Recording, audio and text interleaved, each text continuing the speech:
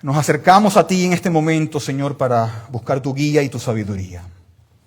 Abre nuestros corazones a nuestras mentes para recibir tu palabra con claridad y con humildad.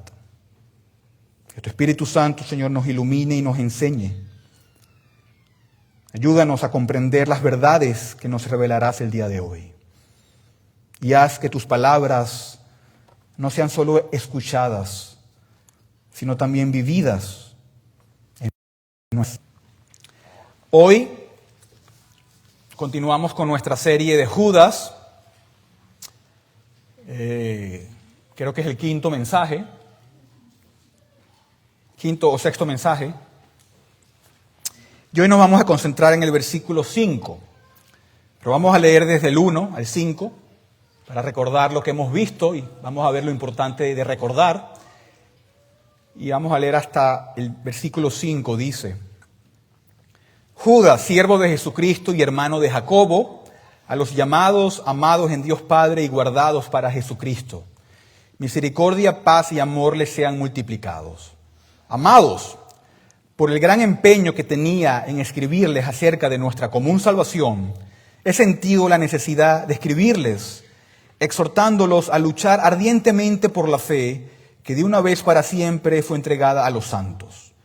Pues algunos hombres se han infiltrado encubiertamente, los cuales desde mucho antes estaban marcados para esta condenación. Impíos, que convierten la gracia de nuestro Dios en libertinaje y niegan a nuestro único soberano y Señor Jesucristo. Ahora quiero recordarles a ustedes, aunque ya definitivamente lo saben todo, que el Señor, habiendo salvado al pueblo de la tierra de Egipto, destruyó después a los que no creyeron. Amén. Nos vamos a estar enfocando, como dije, en el versículo 5 esta mañana. Cuando pensamos en la salvación, una de las partes fundamentales es la gracia de la fe. La Biblia nos dice que la fe es indispensable para la salvación. Es tan fundamental, ¿verdad?, que sin fe no se puede, ¿qué?, agradar a Dios. Sin fe es imposible agradar a Dios. Es indispensable para la salvación. Sin la fe nadie puede recibir ninguna misericordia salvadora. La fe es indispensable. Nadie puede entrar en el reino de los cielos. Incluso una fe débil, donde no hay fe, hay mucho pecado, hay mucha ansiedad y hay mucho temor, ¿verdad? ¿Se acuerdan que el Señor le dijo una y otra vez a sus discípulos, hombres de poca fe? Porque dudaban, tenían miedo y tenían temor, ¿verdad? Podemos verlo de esta manera, ¿verdad? Ustedes niños que están aquí lo pueden ver de esta manera. Si puedes comprar una linterna muy poderosa, con bombillas muy potentes, está bien, diseñada, pero si esa linterna no tiene baterías, no tiene pilas, ¿qué sucede? ¿La puedes usar? ¿No? Es una linterna inservible. Incluso si tienes baterías, pero esas baterías están un poco gastadas, eso se va a demostrar por el brillo de la luz. No va a haber mucho brillo en la luz.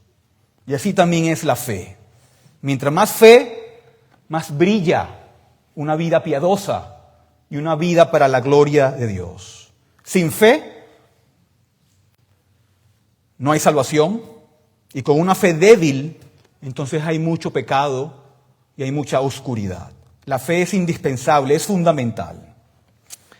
Y aquí tenemos en Judas, bajo la inspiración del Espíritu Santo, tenemos a Judas desafiando al pueblo de Dios a luchar ardientemente. ¿Por qué? Por la fe. Y vimos ese tema hace un par de semanas en el versículo 3. La semana pasada nuestro tema fue los hombres impíos y su mensaje impío. Y vimos que el Señor nos está llevando ahora un paso más allá. Es como paso por paso. Nos está dando paso por paso. Y Judas nos está diciendo que esto no es algo teórico, esto no es algo abstracto. Judas nos está diciendo que debemos luchar por la fe. ¿Por qué? Porque hay quienes se infiltran encubiertamente en las iglesias y por su sutileza, ¿qué hacen? Distorsionan el evangelio de Dios. Y por lo tanto, distorsionan la gloria de Dios. ¿Cómo lo hacen? Abusando de la gracia y negando al dador de la gracia, al Señor Jesucristo. Pero ahora Judas no se queda allí, sino que ahora Judas comienza a darnos algunas ilustraciones de cómo esto opera, de cómo esto funciona, ¿verdad? Primero, él se basa en una historia familiar, ¿verdad? Una historia del pueblo de Dios, la historia que leímos en Números 14, pero en los próximos 3 versículos él nos da otros ejemplos. Pero primero nos da el ejemplo del pueblo de Dios, aquel pueblo de Dios que fue privilegiado, que fue elevado con grandes privilegios, el pueblo de Dios que fue liberado de Egipto y el peligro que venía por su incredulidad.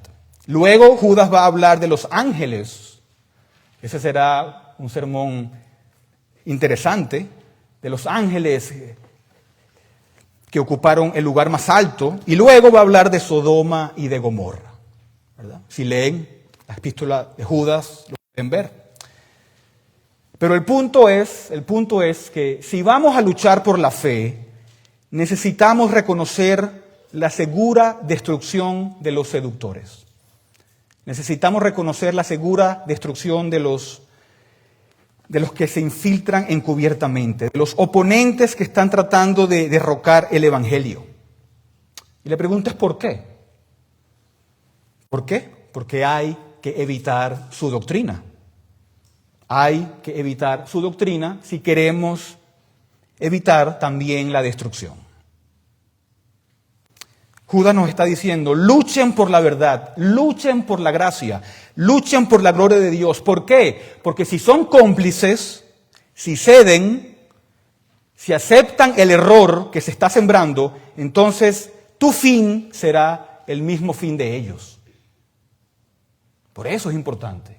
Por eso hay que luchar ardientemente por la fe. Y nos da estos ejemplos. Nos da estos ejemplos como advertencia acerca de la incredulidad, acerca del peligro de la incredulidad. Y por consiguiente también es una exhortación al fortalecimiento de nuestra fe. ¿Sí? Entonces vamos a ver hoy tres puntos enfocados en el versículo 5. Primero veamos la incredulidad y el deber de recordar. La incredulidad y el deber de recordar. Si leemos el versículo 5, una vez más, la primera parte dice, ahora quiero recordarles a ustedes, aunque ya definitivamente lo saben todo, dice Judas.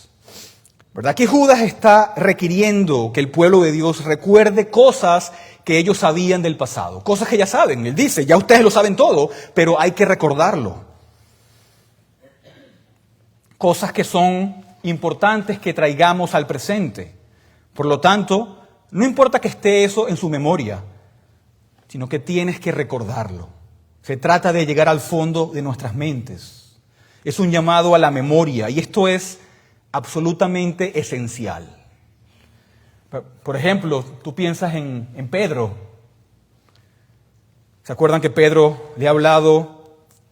que Jesús le ha hablado a Pedro y le ha dicho muchas cosas? Le ha dicho que lo va a negar 3 veces. Y parte de la caída de Pedro fue su incredulidad. Fue su incredulidad. Pero eso vino ¿por qué? Porque él olvidó las palabras de Jesús. No prestó atención a lo que Jesús le dijo y olvidó lo que Jesús le había dicho. Y por eso Pedro cae en pecado negando al Señor. Y en el Evangelio de Lucas, inmediatamente después de su pecado, En Lucas 22:61 dice, entonces Pedro recordó la palabra del Señor. Recordó la palabra del Señor. Ahora, si tomas la experiencia de Pedro y vas a sus epístolas, a primera de Pedro y a segunda de Pedro, ves cómo Pedro dice, es mi deber traerles a la memoria estas cosas. Aprendió la lección. Por ejemplo, en segunda de Pedro 1:12, dice, por tanto siempre, que estaré listo para recordarles estas cosas, aunque ustedes ya las saben y han sido confirmados en la verdad que está presente en ustedes. También considero justo, mientras esté en este cuerpo, estimularlos recordándoles estas cosas. Y también en 2 de Pedro 3:1 dice, amados, esta es ya la segunda carta que les escribo, en las cuales como recordatorio despierto en ustedes su sincero entendimiento. Y Pablo hizo lo mismo en Filipenses, en Timoteo y en otras cartas. Pablo decía, les recuerdo estas cosas, les recuerdo estas cosas. Y aquí vemos que parte del deber de ellos como apóstoles, como Judas, como Pedro y Pablo, parte de su deber era tomar la verdad de Dios y recordarla. Tomar la verdad de Dios y aquellas cosas que ya sabían, recordarlas una y otra vez. Refrescar la memoria del pueblo de Dios. Y eso es cierto para todos los ministros. La responsabilidad de un buen pastor es recordar constantemente las verdades de Dios. Recordar las cosas que Dios nos ha dicho y nos ha enseñado. ¿Verdad? Es como los buenos padres. ¿Qué hacen los buenos padres? Le recuerdan a los hijos una y otra vez las mismas cosas. No hagas eso. No comas eso. Acuérdate de esto. Haz la tarea.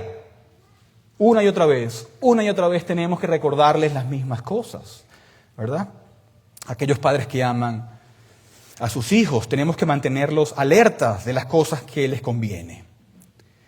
Y el mejor cristiano solo sabe en parte. Incluso las cosas que conocemos mejor, incluso las doctrinas que creemos que conocemos mejor, incluso las doctrinas de las cuales estamos más familiarizados, solamente las conocemos parcialmente. Solamente. Puedes tener a un teólogo, a un académico que dedique toda su vida y toda su carrera profesional en un solo tema en particular. Y nunca va a agotar todo lo que se puede saber de ese tema de la Biblia. Incluso lo que mejor sabemos, solo lo sabemos parcialmente. Es como las personas que han estado casadas 40, 50 años. Nunca van a dejar de aprender de sus cónyuges, ¿verdad que no? Puede llegar 40 años pero puedes decirle, no te conozco. No sabía que eras así, ¿verdad? Vamos a seguir aprendiendo de esa persona. Igual es con las doctrinas de la Biblia. Siempre hay más que saber. Siempre hay más que aprender. Cuanto más sabemos, más debemos de aprender. Nadie puede decir ya, he dominado esta doctrina totalmente. He dominado totalmente la expiación. He dominado totalmente la elección. He dominado totalmente la ascensión de Cristo, ¿no? Nunca podemos decir eso. Ya no tengo nada más que aprender sobre esto. Nunca. Martín Lutero, él decía, yo sigo siendo un alumno toda mi vida. Yo soy un pequeño estudiante que debo estudiar siempre el catecismo una y otra vez. Y es cierto para cada uno de nosotros. Solamente el inmaduro, solamente el neófito dice que sabe mucho y que tiene tanta confianza en sí mismo y en todo lo que sabe. ¿Verdad? Ves a muchos estudiantes cuando van para el seminario y en los 2 semestres del primer año ya se creen que saben todo. ¿Verdad? Se les sube el orgullo porque están en el seminario y han aprendido muchas cosas. Pero a la medida que van aprendiendo y cuando terminan los estudios se dan cuenta, tengo mucho más que aprender. Solo conozco el ABC. Me falta mucho más que aprender. Solo el neófito es el que está lleno de sí mismo, de orgullo, pensando que sabe mucho. Los sabios reconocen que cuanto más saben, más tienen que aprender. Por lo tanto, necesitamos que se nos recuerde. Necesitamos que se nos recuerde que Dios es soberano. Necesitamos que se nos recuerde que Dios está en control. Necesitamos que se nos recuerden muchas o todas las doctrinas de la palabra de Dios. ¿Por qué? Porque el hecho es que estamos plagados y sufrimos de amnesia espiritual. Sufrimos de amnesia espiritual. Olvidamos demasiado rápido. Olvidamos fácilmente. Se nos escapan las cosas. Por eso debemos recordar. Es como un martillo con un clavo. Si tú quieres que el clavo quede fijo, no le das una sola vez suave. Tienes que darle para que quede fijo, ¿verdad? Igual es con las doctrinas y las enseñanzas. Hay que repetir y recordar estas verdades. No importa que la gente diga, otra vez vamos a oír sobre esto. Otra vez esto. Por eso Dios nos recuerda constantemente, ¿verdad?, en la Santa Cena, el sacrificio de Jesús. Como un recordatorio, porque hay que recordarlo y hay que recordarlo. Porque lo olvidamos. Y cuando olvidamos, ¿qué pasa? El pecado aumenta. Cuando hay un grado de olvido, nuestra fe disminuye y el pecado aumenta. La incredulidad aumenta cuando olvidamos. Eso está en muchas partes en la Biblia, en Hebreos, por ejemplo, donde cada pecado lleva consigo un grado de olvido y que obediencia lleva consigo un grado de recuerdo. ¿Verdad? Cuando estamos en problemas, colapsamos ante los problemas. ¿Por qué? Porque nos olvidamos que Dios es soberano. Pero si estamos en problemas y decimos, Dios es soberano y Él me sostiene, y lo recuerdas, vas entonces a reaccionar muy diferente. Pero todos sufrimos de esta enfermedad espiritual, de esta amnesia espiritual. Pero aparte de eso, ¿qué nos enseña la parábola del sembrador? Que viene el diablo, viene con sus tentaciones y busca robar la semilla de la palabra de Dios. Busca quitarnos la palabra de Dios. Y es por eso que el pueblo de Dios tiene que estar constantemente, continuamente, regularmente, habitualmente, sistemáticamente, sumergiéndose en la verdad de Dios a través de la adoración privada, de la adoración familiar y de la adoración pública. Por eso no podemos despreciar la adoración pública, dejar de venir a la congregación, ¿verdad? Puedes tener un cuchillo muy afilado, pero aún el cuchillo más afilado del mundo se desafila si no seguimos afilándolo, ¿o no? Lo mismo sucede con el cristiano. Es una tontería pensar todo lo contrario. No, ya yo sé eso, ya yo me leí la Biblia, no necesito leerla más, no necesito oír sobre eso. Es una tontería pensar de esa manera. Es un orgullo pensar de esa manera. No queremos escuchar esas viejas y repetidas verdades, ¿verdad? Como decíamos hoy en la escuela dominical. Queremos algo nuevo. Queremos oír algo nuevo. Tenemos comezón de oír algo novedoso. Y eso ha llevado a la iglesia a un declive y a una debilidad espiritual. Esa era, por ejemplo, una de las características de los paganos de Atenas.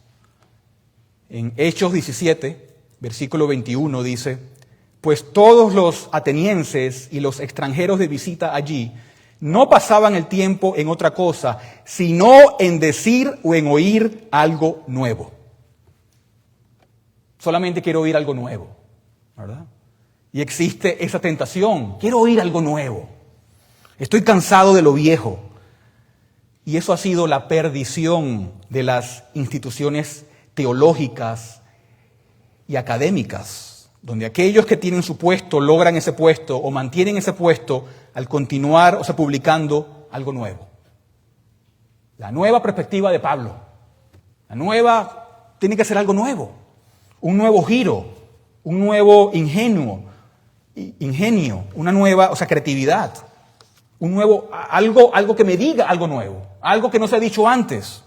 Pero eso ha causado todo tipo de problemas a lo largo de la historia de la iglesia. No necesitamos nada nuevo. Nada nuevo. Todo está en la palabra de Dios.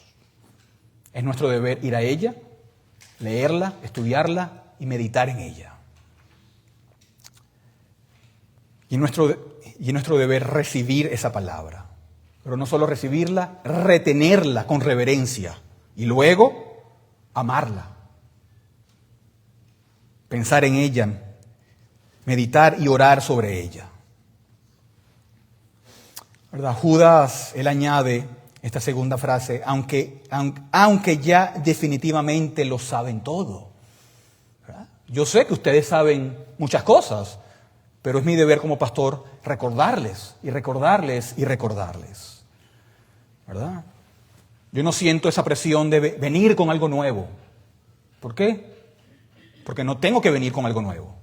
No es mi trabajo venir con algo nuevo. No es mi deber venir con algo nuevo. Mi deber es predicar lo que ya Dios ha revelado en su palabra. Así que la primera parte de la incredulidad es el olvido. La incredulidad empieza ¿dónde? En el olvido, ya sea parcial o ya sea total. Y tenemos que estar recordando todas las cosas para evitar las trampas de la incredulidad. La segunda cosa que nos llama la atención en este pasaje, el segundo punto es la incredulidad y la liberación. La incredulidad y la liberación. ¿Cómo continúa el versículo? Continúa diciendo que el Señor, habiendo salvado al pueblo de la tierra de Egipto, que el Señor, habiendo salvado al pueblo de la tierra de Egipto, ¿verdad? Y sabemos lo que sucedió. Él destruyó a algunos incrédulos después de la liberación. Esta es la famosa historia del Antiguo Testamento que acabamos de leer en Números 14, sobre la liberación del pueblo de Israel de Egipto. Es el acto más mencionado de la historia redentora del Antiguo Testamento. Es difícil leer el Antiguo Testamento, es difícil leer los profetas que no recuerden o que no cuenten esto. Aún los salmos lo cuentan. Muchos salmos cuentan sobre este evento. Y esto es lo que el pueblo de Dios había traído de manera constante a su mente. El pueblo de Dios recuerda que estaban en cautiverio, eran esclavos, y recuerdan que Jehová es un Salvador que los redimió de la esclavitud y que los llevaría a la tierra prometida. Recuerden, dice Judas, recuerden que fueron liberados de Egipto. Recuerden que fueron librados de graves dificultades. Dificultades tanto en el cuerpo, ¿verdad? Ellos eran esclavos, eran maltratados, pero también dificultades en el alma. ¿Por qué? Porque estaban rodeados ¿de qué? De idolatría, de dioses paganos. Era una amarga esclavitud que estaban sufriendo en Egipto. Y cuanto más, ¿se acuerdan? Cuanto más, creo que ya estamos terminando de leer Éxodo en el plan de lectura, ¿no? Mientras más se esforzaban por complacer a sus capataces, ¿qué pasa? Más castigo se les imponía. De modo que fueron obligados a fabricar más ladrillos, con menos material y con menos recursos. Entonces vemos cómo se describe ese creciente dolor y la aflicción del pueblo de Dios que estaba sufriendo, de manera que sus gemidos, sus oraciones y su clamor llegó ¿a dónde? Llegó a Dios. Llegó a Dios. Y el Señor los oyó, el Señor los vio. Y en este clamor, el Señor envió a un mediador.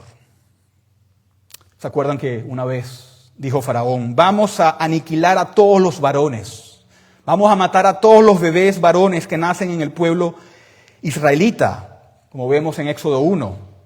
Vemos como el asesinato legalizado, muy parecido a nuestros días, donde también se legaliza la matanza de los no nacidos.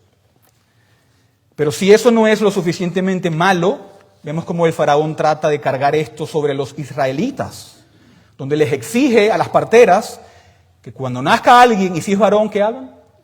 Lo maten.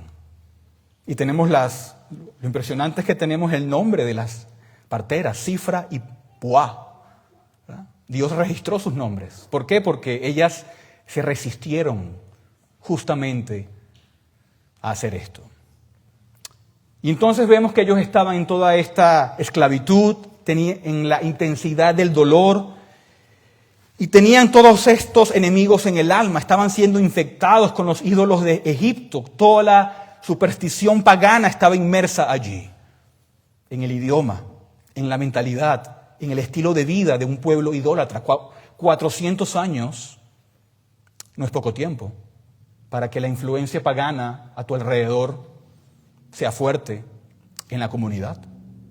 Ellos, los mismos israelitas, comenzaron a adoptar algunas de esas supersticiones. Se convirtió en una trampa para ellos. Por ejemplo, si vamos al final de Josué 24, versículo 14, Josué le dice a Israel: quiten los dioses que sus padres sirvieron al otro lado del río y en Egipto y sirvan al Señor. Fueron influenciados por la idolatría. Y vemos entonces cómo sus almas se vieron entonces amenazadas. ¿Pero qué hizo Dios? Dios en su misericordia, Dios en su bondad, en su amor, los libera. Todos sabemos la historia. Derrama plagas sobre Egipto. Demostró poderosos castigos sobre Egipto. Se nos dice que Dios levantó a Faraón para su propia gloria, para demostrar su poder en Egipto y en el mundo pagano. Si recuerdan, por ejemplo, en Josué 2, versículo 10, lo que dice Rahab. Rahab dice: porque hemos oído cómo el Señor secó el agua del Mar Rojo delante de ustedes cuando salieron de Egipto. También supimos lo que hicieron a los 2 reyes de los amorreos que estaban al otro lado del Jordán, a Sehón y a Og, a quienes destruyeron por completo.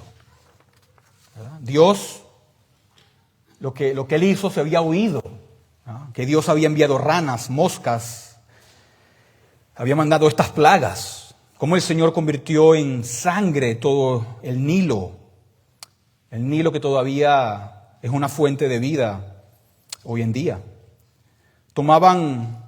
Dios tomó el río que ellos adoraban, que veían como un Dios, y lo convierte en sangre. Y luego va, ¿y qué hace? Al final, Dios, por la insolencia y la incredulidad del pueblo, golpea al primogénito. Y luego, ¿qué hace Israel? Saquea todos los tesoros para que sean amontonados sobre el pueblo de Dios. Tesoros con los cuales después construyen el tabernáculo, como Dios les ordena. En Éxodo 12 dice: así despojaron a los egipcios. Así despojaron a los egipcios. Pero Faraón se llena su boca ¿de qué? De blasfemia. En Éxodo 5 dice: pero Faraón dijo: ¿quién es el Señor para que yo escuche su voz y deje de ir a Israel? No conozco al Señor y además no dejaré ir a Israel. ¿Verdad? En Egipto adoraban a la criatura y desafiaban al Creador. Y esto es en el contexto de una misericordia muy grande, porque Egipto también fue recipiente de la gracia y de la misericordia de Dios. ¿Se acuerdan? El Señor de manera providencial había enviado ¿a quién? A José, a Egipto. Dios había salvado de la hambruna a Egipto con José. Había bendecido a esta nación, salvándolos de la hambruna que sobrevino. Y sin embargo, ¿qué hizo entonces Egipto? Se olvidó de los tratos de Dios. Se olvidaron del nombre de Dios. Y en cambio, ahora toman a la simiente de José y los convierten en esclavos, levantándose contra Dios mismo y oponiéndose al Señor y a su pueblo. Y el Señor destruye a sus enemigos. ¿Pero qué hizo con Israel? Bueno, aquí vemos tanto su ira como su misericordia y su bondad, ¿verdad? Cuando hay un punto ya muy grande, Dios levanta a un libertador, a un salvador para ellos, a un mediador, un tipo de Cristo. Vemos cómo la misericordia de Dios es visitada sobre Israel, mientras la ira de Dios es visitada sobre Egipto. Y Él provee para Israel, los protege, les da una salida y castiga a los que se han opuesto a ellos. Es como si Dios les estuviera enseñando y les está enseñando y les dice: Egipto no es tu hogar. ¿Por qué haces de Egipto tu hogar? Yo no te prometí que Egipto sería tu hogar. Yo te hablé de un lugar que te pertenece. Yo hablé de un lugar donde emana leche y miel. Un lugar donde vas a descansar, un lugar donde te vas a establecer, un lugar de permanencia. Es como nosotros, Dios no nos ha dicho que este mundo es nuestro hogar. Nunca nos lo ha dicho. Nuestro hogar no está aquí. Nuestro hogar está en su presencia en los cielos. ¿Verdad? A pesar de toda la tribulación, a pesar de toda la aflicción, que Dios lo permite para hacernos entender que este no es nuestro hogar, Él nos promete un cielo nuevo y una tierra nueva, una herencia incorruptible. Entonces Dios los libera de la tierra de Egipto, son llevados a la tierra prometida, los prepara a una tierra donde emana leche y miel, y donde les va a dar la herencia que Él les ha prometido. Y vemos cómo todo se lleva a cabo según los planes de Dios. Siempre Egipto busca frustrar los planes de Dios. Egipto busca matar a los varones, a los bebés varones. Pero ¿esto qué hace? Esto hace que Moisés, siendo bebé, llegue al palacio y sea criado como uno de ellos, ¿verdad? Cualquier intento de detener los planes de Dios siempre resultan en frustración a esos planes, a esos intentos, ¿verdad? Es como en la cruz. Los romanos, los judíos creían que estaban matando a un falso, a un blasfemo. Pero eso resultó en la salvación del pueblo de Dios. No hay quien detenga la liberación de Dios. No hay quien detenga los planes de Dios. No hay quien detenga la providencia de Dios. Él es soberano y Él es justo. Y en tercer lugar,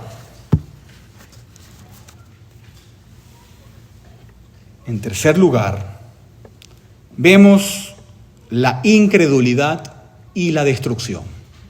La incredulidad y la destrucción. Continúa y finaliza el versículo 5 diciendo: destruyó después a los que no creyeron. Destruyó después a los que no creyeron. Ahora, había varios pasos en el camino, ¿verdad?, hacia esto. Si recuerdan la historia en Éxodo, recuerdan que Dios había aniquilado a 3,000 en la historia del becerro de oro en Éxodo 32.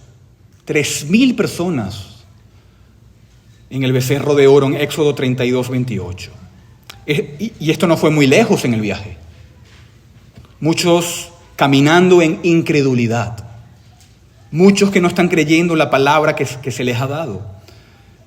Muchos que todavía están confiando en sus propios ídolos y que no están creyendo en lo que están viendo. Dios elimina a 3,000, ¿verdad?, muy diferentes en Hechos, donde se convierten 3,000 por creer. Y si avanzamos un poco en Números 11 está el fuego que desciende y consume a un extremo del campamento en el versículo 1. Tenemos las serpientes abrasadoras de Números 21 que hieren y matan a los incrédulos. Tenemos a Coré, que está cubierto de incredulidad y donde una gran hueste es tragada en la tierra por la incredulidad en Números 16. Y todas estas cosas son advertencias hacia la destrucción general a la que nos referimos en Números 14. ¿Verdad? Tienes a los espías que entran en la tierra, a Caleb y a Josué, traen una buena palabra,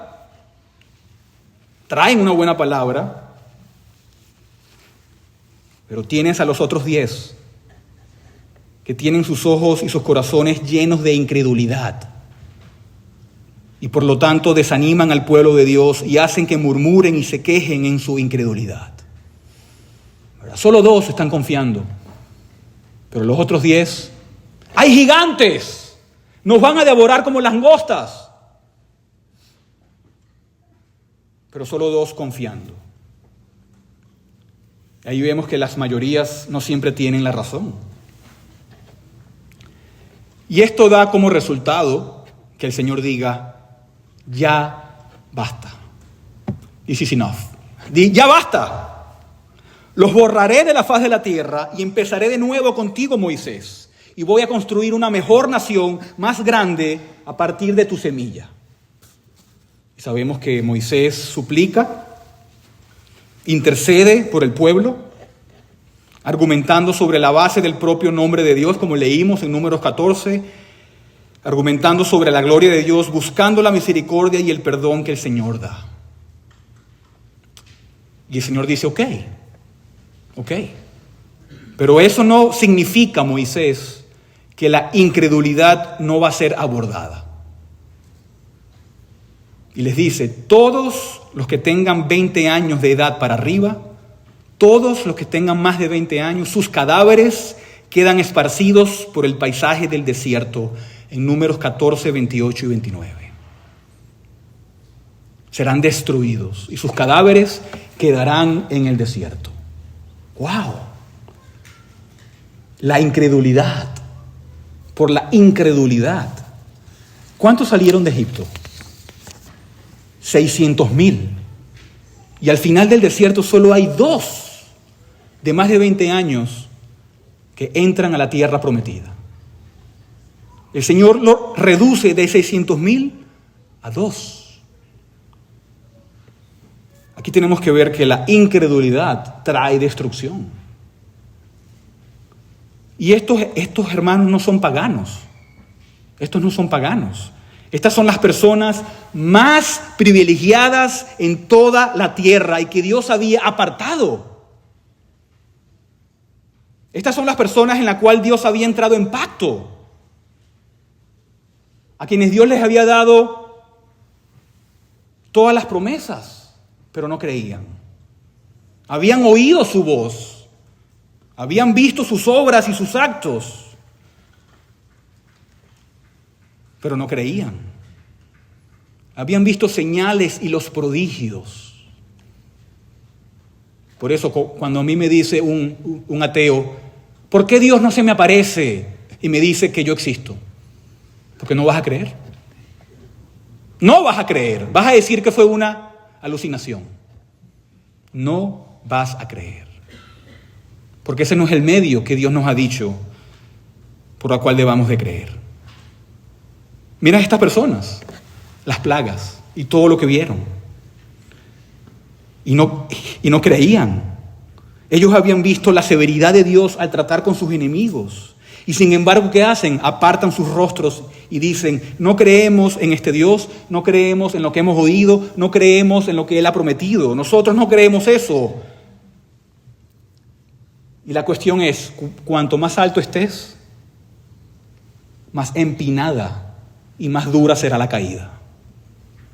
Cuantos más privilegios, cuantas más bendiciones hayas visto y hayas experimentado, cuanto más hayas escuchado, cuanto más sermones hayas oído, más alto te elevas y tu incredulidad será mucho peor.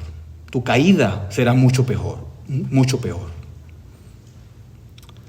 A quien mucho se le da, mucho se le exige, ¿verdad? Mucho se le demanda, a muchos no les gusta esa verdad. Solamente imagínate, yo me imagino a Josué y a Caleb pensando, ¡wow! Lo hemos logrado. Llegamos a la frontera de la tierra prometida. No puedo creerlo. Estamos mirando la frontera. Es como si te pares allí en el puente para Nuevo Laredo, ¿verdad?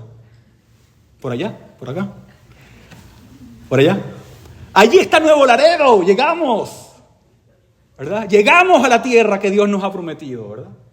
No es que sea Nuevo Laredo, ¿no? Hemos llegado. Después de todo lo que hemos pasado, después de todo lo que hemos sufrido, miren todo lo que ha sucedido con Dios, liberándonos, proveyendo para nosotros, destruyendo a Faraón, abriendo el Mar Rojo, destruyendo la potencia mundial, destruyendo sus ejércitos, trayéndonos al Sinaí, dándonos sus 10 mandamientos, trayendo pacientemente a nosotros con una nube para cubrirnos a lo largo del desierto. A pesar de nuestra estupidez y nuestra insensatez, finalmente lo logramos. Llegamos a la frontera. ¿Y qué pasa? Retroceden. Retroceden. Aquí están aquellos hermanos que a pesar de todo lo que han visto y oído, han vuelto sus rostros contra el Señor. Contra el Señor. Y tienen el azote más grande a causa de su pecado más grande. A causa de su pecado de la incredulidad. No tienen razón para quejarse por el trato del Señor.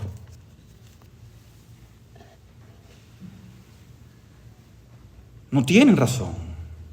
En Números 14:31 dicen ellos, sin embargo, sus pequeños de quienes dijeron que serían presa del enemigo, a ellos los introduciré, dice el Señor, y conocerán la tierra que ustedes han despreciado. Ustedes no van a entrar, sino sus pequeños, sus hijos. Vemos tanto ira como misericordia. Dios no destruye a todos, sino deja con vida a los pequeños, los hijos del pacto, aquellos que recibieron la señal del pacto, como lo hacemos hoy en día.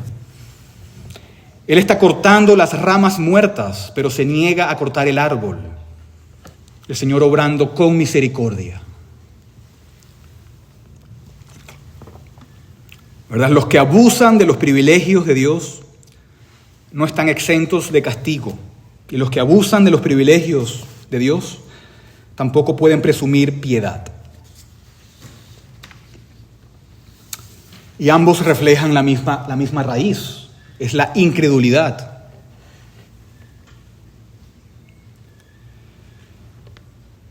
Y esta aflicción que los israelitas estaban enfrentando aquí reveló entonces su incredulidad.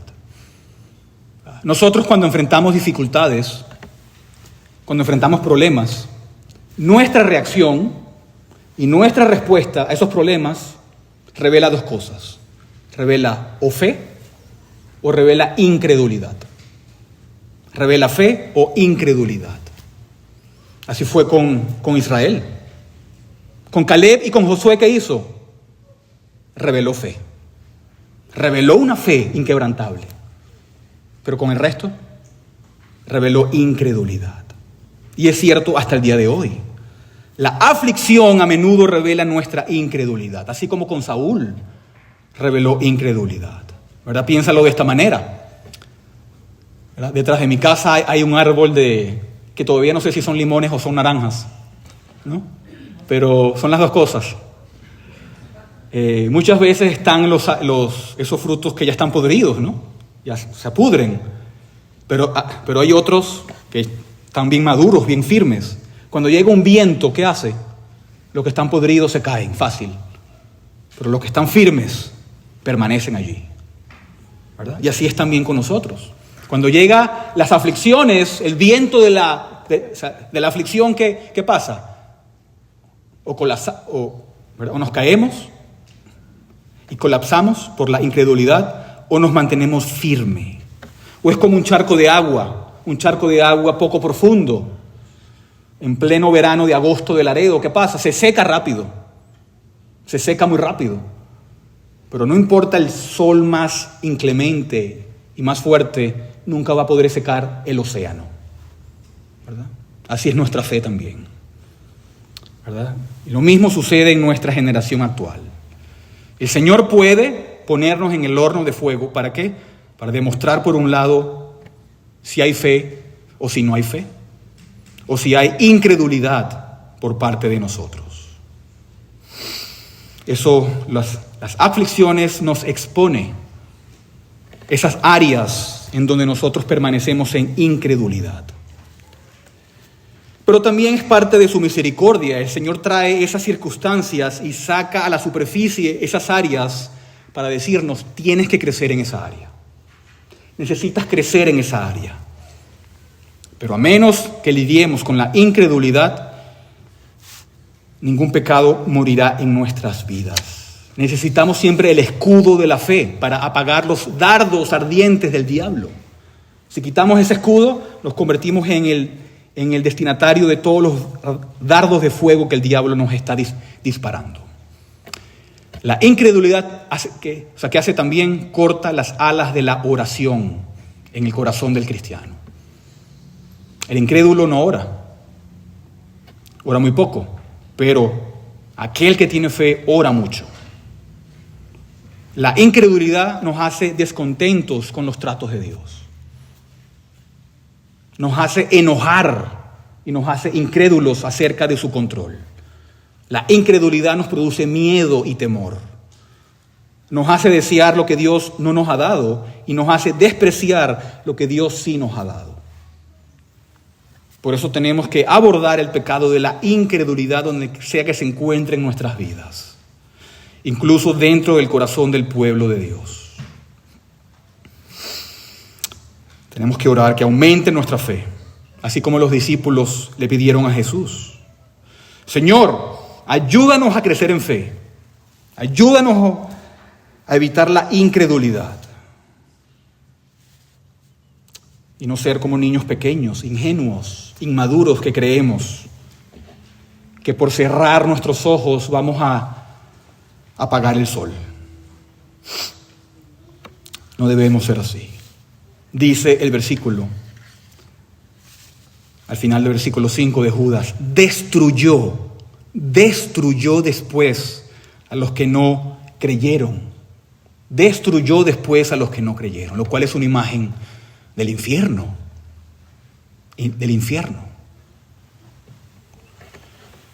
Aquellos que tienen incredulidad total, pero también hay aquellos que tienen incredulidad parcial, ¿verdad? Ya que eso se puede encontrar dentro de la iglesia. Judas está dirigiendo ¿a quién? Al pueblo visible de Dios. Al pueblo de Dios que se describe en su carta. Fue el pueblo de Dios un cuerpo mixto siempre. Siempre ha sido un cuerpo mixto. El pueblo de Dios siempre está conformado por trigo y por cizaña, que crecen juntos. Siempre hay creyentes y siempre hay incrédulos que están mezclados en la casa de Dios. Como lo fue en el Antiguo Testamento, así también lo es en el Nuevo Testamento. Tenemos, por ejemplo, a Ananías y a Zafira, que eran parte de la iglesia visible de Dios, pero eran incrédulos. Mintieron al Espíritu Santo. Tenemos a Judas Iscariote, que era parte de la iglesia visible de Dios. Tenemos a Demas, que abandonó a Pablo, habiendo amado este mundo, y podríamos seguir y seguir y seguir. ¿Verdad? Siempre la iglesia tiene a los que tienen fe y a los que no la tienen, ¿verdad? Seríamos ingenuos si decimos que en la vida todos son creyentes, ¿verdad que no? Aquí hay creyentes, pero también hay incrédulos, aquellos que no creen, ¿verdad? Y estos israelitas no creyeron en las promesas de Dios. Cuando llegó el informe de Números 13 y vieron la oposición a la que se enfrentaban, vieron el problema muy grande, pero vieron a Dios muy pequeño. Y eso es lo que hace la incredulidad. La incredulidad ve los problemas muy grandes y ve a Dios muy pequeño. Ven la tierra y estas 10 personas dicen: no, esos son tipos enormes, son gigantes en la tierra, nos van a devorar, vamos a ser presa para ellos, son poderosos. ¿Qué ha pasado? Que la incredulidad no les permite ver las cosas claramente. La incredulidad hace que veamos los problemas más grandes de lo que son y Dios más pequeño. Y colapsamos. Dios es pequeño y los enemigos son grandes. ¿Se acuerdan la historia de David y Goliat? David vio a Goliat pequeñito. Yo vengo por el ejército de Dios. Y Dios me va a dar la victoria. Muy diferente. ¿Verdad? Sí.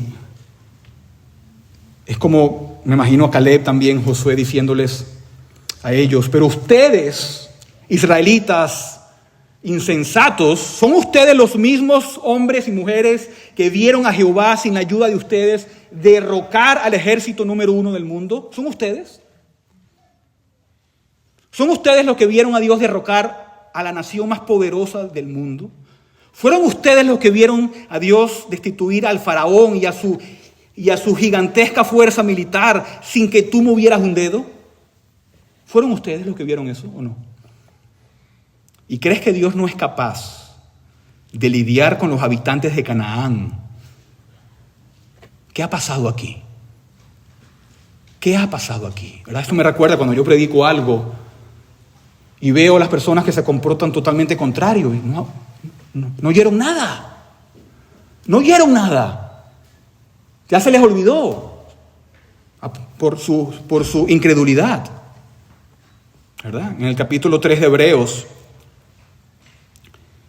Hebreos 3, versículo 12 dice: tengan cuidado, hermanos, no sea que en alguno de ustedes haya un corazón malo de incredulidad para apartarse del Dios vivo. ¿Verdad? ¿Qué hace la incredulidad? Nos aparta de Dios. Pero ¿qué hace la fe? Nos purifica, nos acerca a Dios. La incredulidad contamina y la fe es un escudo de gracia. Y la incredulidad es un escudo de pecado. ¿Verdad? El Señor Jesucristo ha sido puesto delante de los hombres. Y aquellos que creen, ¿verdad? y tienen fe en Él, el Señor Jesucristo es precioso y es hermoso, como dice Pedro. Pero los que no creen, el Señor Jesucristo es una piedra de tropiezo. Y aquí está el Señor y Él viene a su pueblo. Y el Señor nos provee promesas. Y sus promesas son verdaderas y son fieles. La pregunta es, ¿creemos las promesas o no? Siempre la incredulidad es igual a llamar a Dios mentiroso. Eso es lo que nos enseña la Biblia. En 1 Juan 5:10 dice, el que cree en el Hijo de Dios tiene el testimonio en sí mismo. El que no cree a Dios ha hecho a Dios mentiroso, porque no ha creído en el testimonio que Dios ha dado respecto a su Hijo. El incrédulo llama a Dios mentiroso. Los israelitas llamaron a Dios mentiroso. Por eso el pecado de la incredulidad es un pecado tan perverso y tan impío y tan atroz. Pero el Señor ha dado promesas que son fieles y que son verdaderas para fortalecer la fe del pueblo de Dios. Y nosotros, como vimos, tenemos que recordar sus promesas.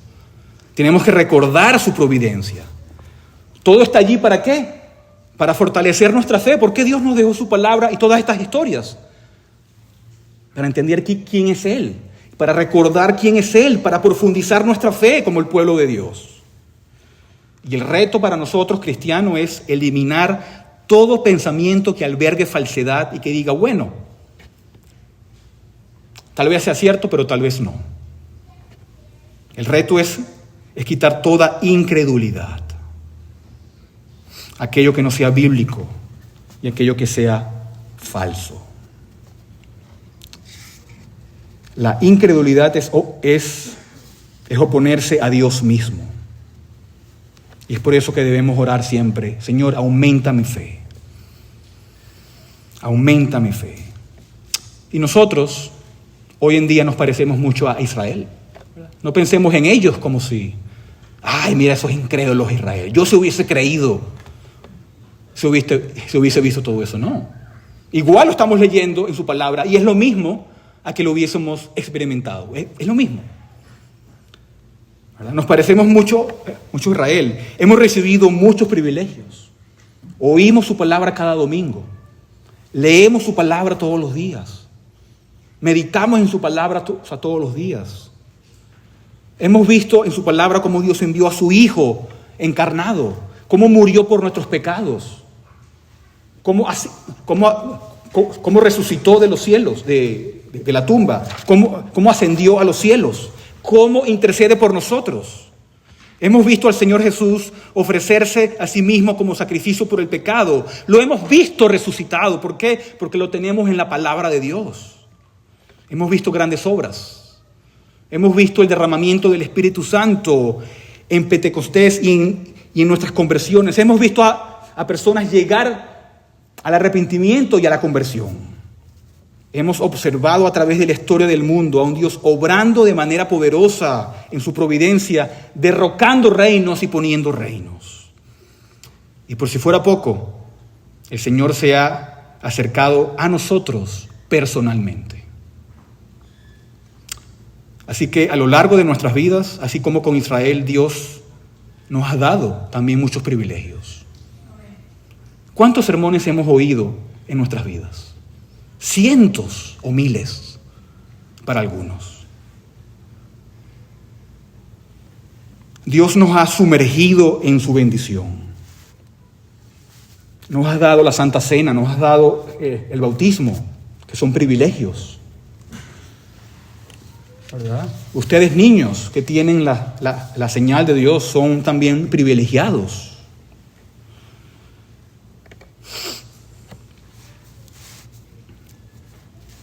Y el Señor también nos dice, hoy, ¿hemos creído o somos incrédulos?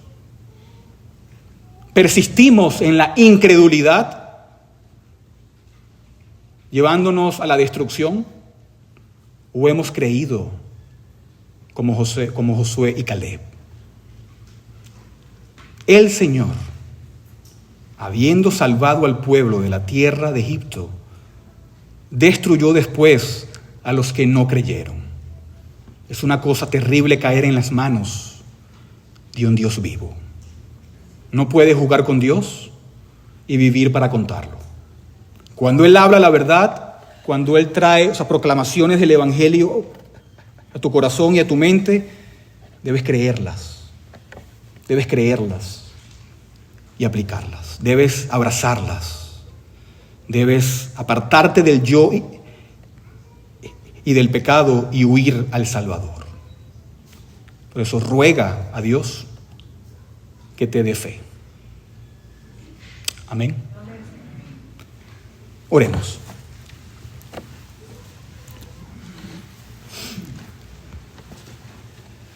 Oh Dios Todopoderoso, que en tu gran misericordia, Señor, tú guiaste al pueblo de Israel a través del desierto y lo liberaste de la esclavitud de Egipto. Te damos gracias por tu constante presencia y por tu fidelidad en nuestras vidas. Oh Señor, reconocemos que a menudo nuestra fe flaquea y nuestras acciones no reflejan la confianza que deberíamos depositar en ti. Al reflexionar, Señor, sobre las enseñanzas de hoy, nos arrepentimos de nuestras dudas y nuestros temores y pedimos tu perdón, Padre, por las veces que hemos actuado en incredulidad. Te pedimos, Padre Celestial, que fortalezcas nuestra fe. Ayúdanos a recordar tus poderosas obras del pasado y a confiar en tu providencia y a tu guía en el futuro. Que así como Josué y como Caleb, podamos ser valientes y decididos en seguirte sin importar lo que digan los demás, sin importar la incredulidad de los demás y sin importar los desafíos que enfrentemos. Oh Padre, elevamos nuestras oraciones para aquellos entre nosotros que todavía no te conocen, que siguen viviendo en incredulidad. Sabemos que tu amor se extiende a cada ser creado y que tu deseo es que todos vengan al conocimiento de la verdad y alcancen la salvación. Por eso, Señor, te pedimos que toques sus corazones, que tu Espíritu Santo obre en ellos abriendo sus mentes y suavizando sus corazones para poder recibir tu palabra. Que la luz de tu amor, Padre, brille en sus vidas, disipando toda oscuridad, toda duda y toda incredulidad. Ayúdales a ver tu gracia y tu bondad manifestadas en el mundo y en sus vidas. Oh Padre, que aquellos que aún no te conocen puedan experimentar un encuentro personal contigo, comprendiendo, Señor, el sacrificio de nuestro Señor Jesucristo y su cruz y su poderosa resurrección. Guíales, oh Padre, a una transformación y hacia la esperanza que solo tú puedes ofrecer. Y ayúdanos a nosotros, Padre, tu iglesia, a ser ejemplos de tu amor y de tu gracia, para que a través de nuestras palabras y nuestras acciones, Señor, podamos ser un reflejo de tu amor y bondad hacia los demás. Confiamos, Padre, en tu tiempo y en tu perfecta voluntad para cada uno de nosotros. Que todos, Padre, podamos reunirnos en un día en tu presencia, celebrando la redención y la vida eterna que nos ofreces. Y, Señor, al prepararnos para salir de este lugar de adoración, oh Padre, llénanos con tu gracia y que tu misericordia nunca nos abandone. Que podamos ser luz en la oscuridad, llevando tu mensaje de esperanza y salvación a aquellos que no te conocen. Y te lo pedimos en el nombre de Jesucristo, nuestro Salvador y Señor. Amén.